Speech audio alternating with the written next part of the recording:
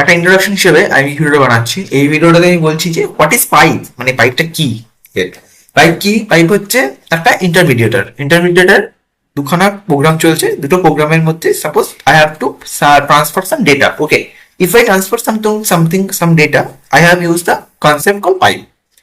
Now, here I will not go in the C code. আমি এখানে just বলবো যে আমার লিনাক্সে কি করে কাজ করে পাইপ একটা।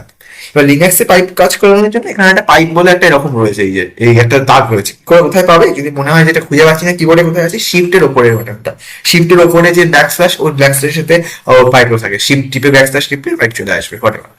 এবারে গল্পটা সেটা না, গল্পটা হচ্ছে যে এখানে যে পাইপ কেন লাগবে। সাপোজ আমি খুব ভালো একটা এক্সাম্পল দিচ্ছি।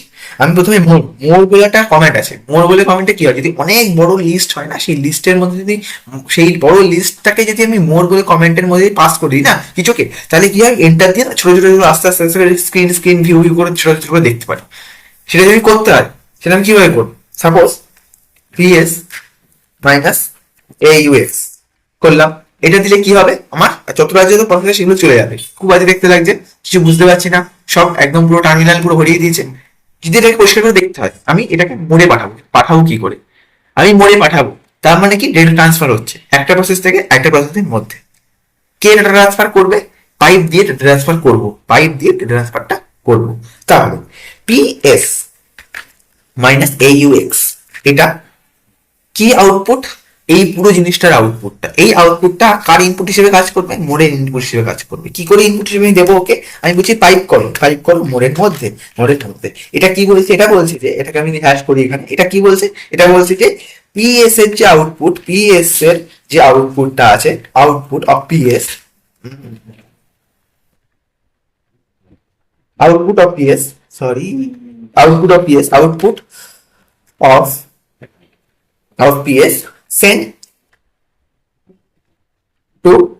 সেন্ড টু মোর, এটাই, এটা বাংলা ভাষায় এটাই বলছে, আর কিছু না। কে দিচ্ছে না? পাইপ কিছু হোল্ড করে রাখতে পারে না।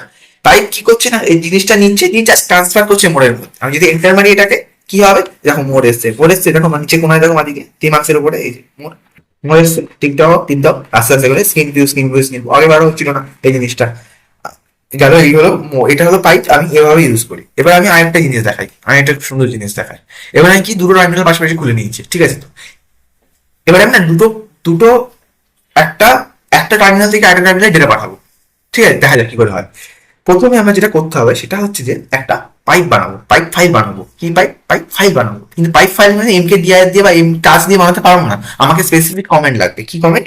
NKFIFO, FIFO বলে পাইপ বলেই বানাচ্ছি।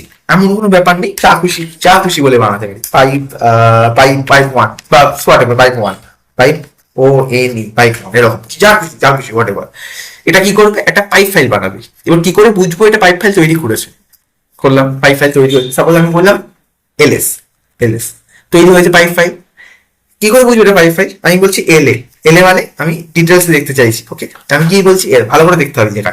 দেখো এখানে একটা দাগ দেওয়া আছে, দেখা যাচ্ছে দাগ দেওয়া আছে, ছোট্ট করে দাগ দেওয়া আছে। এইটার মানে হচ্ছে পাইপ, ওটা একটা পাইপ ফাইল, ঠিক আছে। সেটা এরা দিয়ে বোঝায় যে রিড রাইটের আগে থেকে একটা ছোট্ট করে দাগ দেওয়া আছে, ওই দাগটা মানে পাইপ।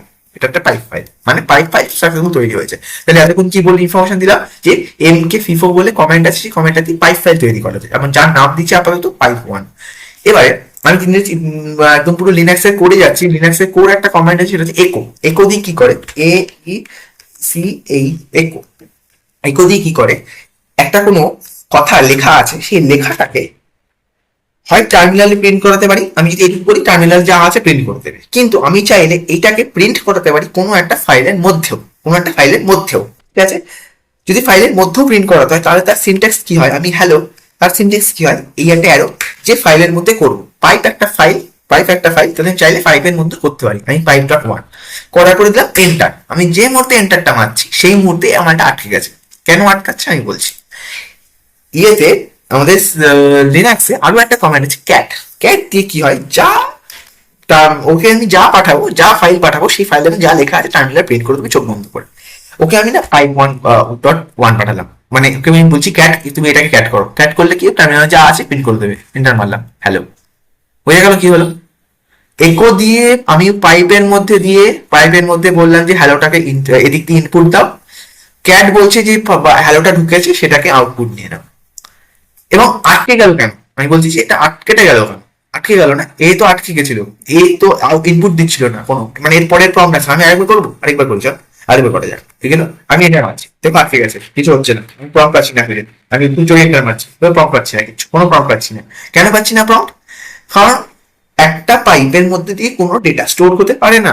যদি একটা পাইপের মধ্যে ডেটা ঢোকে, সেটা মাস্ট বি ওই ডেটাটা রিড হতে হবে, যতক্ষণ না রিড না হবে ততক্ষণ পর্যন্ত ও ধরে রেখে দেবে।